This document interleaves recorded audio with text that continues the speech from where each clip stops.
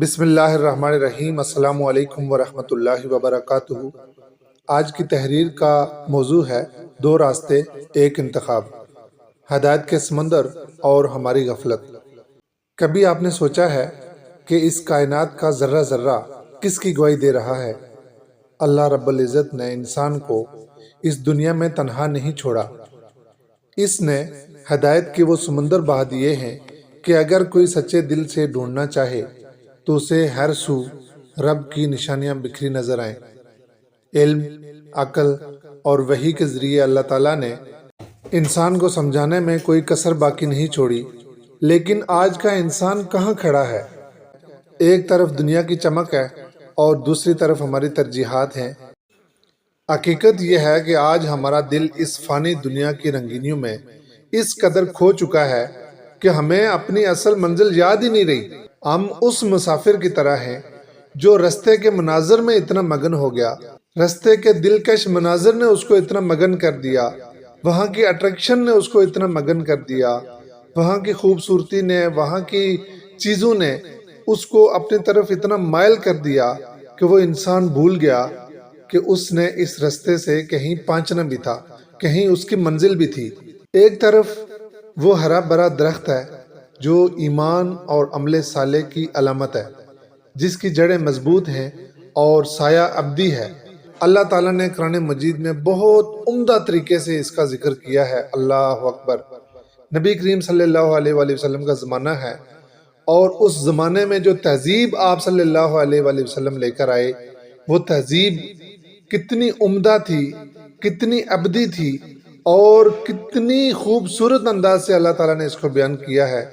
اللہ تعالیٰ فرماتے ہیں، اعوذ باللہ من الشیطان الرجیم، بسم اللہ الرحمن الرحیم۔ اللہ تبارک و تعالیٰ فرماتے ہیں سورہ ابراہیم کی آیت نمبر 24 میں، الم تر کیف ضرب اللہ مثلا کلمۃ طیبۃ کشجرۃ طیبۃ اصلھا ثابت وفرعھا فی السماء۔ کیا آپ نے نہیں دیکھا اللہ نے کیسی مثال بیان فرمائی ہے پاکیزہ بات کی، جیسے پاکیزہ درخت ہوتا ہے جس کی جڑ قائم ہے اور شاخیں آسمان میں ہیں، ہر وقت اپنا پھل دیتا ہے اپنے رب کے حکم سے۔ یہ وہ عظیم تہذیب کی بات اللہ تعالیٰ نے فرمائی ہے کہ وہ کلمتاً طیبتاً، وہ اتنی پاکیزہ بات ہے دین اسلام جو نبی کریم صلی اللہ علیہ وآلہ وسلم لے کر آئے۔ کشجرۃ مبارکۃ، جیسے ایک مبارک درخت ہوتا ہے، اصلھا ثابتاً، جس کی جڑیں زمین میں گہری ہیں، یعنی تہہ زمین سے لگی ہوئی ہیں، وفرعھا فی السماء، اور اس کی جو شاخیں ہیں وہ آسمان سے لگی ہوئی ہیں۔ وہ اتنا بڑا درخت ہے، اللہ اکبر۔ اور دوسری طرف وہ خشک اور مرجھایا ہوا درخت ہے جو اس دنیا کی بے ثباتی کو ظاہر کرتا ہے، جو بتا رہا ہے کہ یہ دنیا میں کوئی بھی چیز مستقل نہیں ہے، ہر چیز عارضی ہے۔ یہ درخت شاید کبھی اپنے زمانے میں، اپنی جوانی میں، اپنے عروج پہ ہرا بھرا رہا ہو، پرکشش رہا ہو، مگر اب جو ہے وہ بے جان ہے۔ آج کا انسان آخرت سے بالکل غافل ہو چکا ہے۔ افسوسناک پہلو یہ ہے کہ انسان نے آخرت کو پیٹھ دکھا دی ہے۔